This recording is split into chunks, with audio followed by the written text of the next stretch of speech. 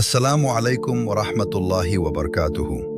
সম্মানিত দর্শক বন্ধুরা, আজকে আমি আপনাদের জানাবো ইসলামের ইতিহাসের 5টি অবিশ্বাস্য তথ্য যা হয়তো আপনি জানতেন না।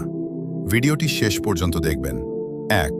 বিশ্বের প্রথম বিশ্ববিদ্যালয়, দ্য ওয়ার্ল্ডস ফার্স্ট ইউনিভার্সিটি। 859 খ্রিস্টাব্দে মরক্কোর ফেজ শহরে ফাতিমা আল ফিহরি নামে এক মুসলিম নারী আল কারাউইন বিশ্ববিদ্যালয় প্রতিষ্ঠা করেন। এটি ইউনেস্কো এবং গিনেস বুক অনুযায়ী বিশ্বের প্রাচীনতম ডিগ্রি প্রদানকারী বিশ্ববিদ্যালয়। 2. আধুনিক শল্য চিকিৎসার জনক, the father of modern surgery. 10ম শতাব্দীতে স্পেনের মুসলিম বিজ্ঞানী আল জাহরাউই আল তাসরিফ নামক একটি বই লেখেন। তিনি প্রথম সার্জারিতে ব্যবহৃত 200টিরও বেশি যন্ত্রপাতি আবিষ্কার করেন, যার অনেকগুলো, যেমন স্ক্যালপেল, ক্যাশগার্ড সুতা, আজও আধুনিক চিকিৎসায় ব্যবহৃত হয়। 3. আব্বাসীয় আমলের House of Wisdom, the House of Wisdom. বাগদাদের বায়তুল হিকমা ছিল তৎকালীন বিশ্বের শ্রেষ্ঠ জ্ঞান কেন্দ্র। এখানে বিশ্বের সমস্ত বড় বড় বই আরবিতে অনুবাদ করা হতো।